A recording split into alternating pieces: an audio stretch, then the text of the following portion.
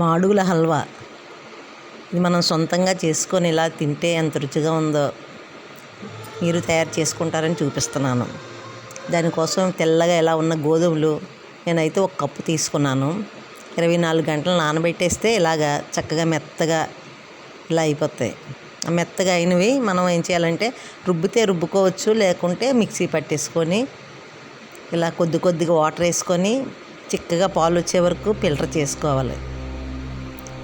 అలా ఫిల్టర్ చేసుకుంటే మొత్తం బొత్తు వచ్చేస్తుంది, పైన ఉన్న బొత్తు అంతా వచ్చేస్తుంది, పాలు అడుగుకి వెళ్ళిపోతాయి. ఇలా బొత్తు వచ్చిన తర్వాత మనకి ఆ పాలు చిక్కగా ఉన్న పాలు ఉంటాయి కదా, ఆ పాలల్లోనూ మనం కప్పు గోధుమలు తీసుకున్నాం కదా, కప్పు గోధుమలకి 2 కప్పులు బెల్లం పడుతుంది. పెన్నం చక్కగా పెనంలో దలసరిగా ఉండాలి ఏదైనా పాత్ర. ఇలా దలసరిగా ఉన్న పెనంలో అయితే కొంచెం తొందరగా అడుగు పట్టదు. ఇలాంటి పాత్రలో వేసుకొని 2 కప్పులు బెల్లం వేసుకొని అలా దగ్గరకు అయ్యే వరకు మనం కలుపుతూనే ఉండాలి, అడుగు పట్టకుండాను. అలాగ కొంచెం దగ్గర కుతకుతలాడుతూ దగ్గరగా వచ్చిన తర్వాత 1 కప్పు నెయ్యి వేసుకోవాలి. అది కొంచెం వేస్తూ కలుపుతూ ఉండాలి. నెయ్యి పోస్తూ కలుపుతూ ఉంటే అలాగా రెడ్గా అంటే మాడుగుల హల్వా కలర్లో వచ్చే వరకు కలుపుతూనే ఉండాలి. వీడియో చాలా పెద్దదైపోతుంది, మరి మొత్తం చూపించాలంటే చాలా పెద్దదిగా అయిపోతుంది, అయినా అలా చూపిస్తున్నాను. నచ్చితే మీరు చేసుకుంటారని, పిల్లలకు పెడతారని.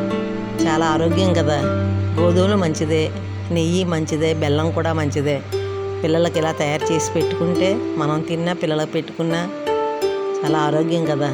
బయటను కొనే కంటే ఇంట్లో కష్టపడి చేసుకున్నది ఏదైనా ఆరోగ్యమే కదా. నేను ఈరోజు తయారు చేసుకున్నది మీకు చూపిస్తున్నాను. ఇలా దగ్గర చేస్తూనే ఉండాలి, అలా కలుపుతూ ఉంటే అడుగట్టకుండా మనం దగ్గర చేసుకుంటే ఇలా రెడ్గా వచ్చేస్తుంది. దానిలో నేతిలో జీడిపప్పు బాదం వేపి వేసుకున్నాను.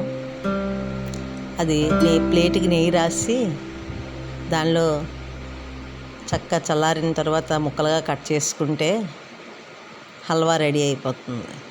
లేదంటే మాడుగుల హల్వాలా ఇలా ముద్దలాగా ఉంచుకున్నా పర్వాలేదు. ఎంతో రుచికరమైన హల్వా రెడీ అయిపోయింది. నేను ఇలా తయారు చేసుకున్నాను, మీకు చూపిస్తున్నాను. మీరు ట్రై చేయండి, ఎంత రుచిగా ఉందో చెబుదురు కానీ కామెంట్లో చెప్పండి. రుచికరమైన హెల్దీ అయిన మాడుగుల హల్వా, గోధుమలతో తయారు చేసిన హల్వా.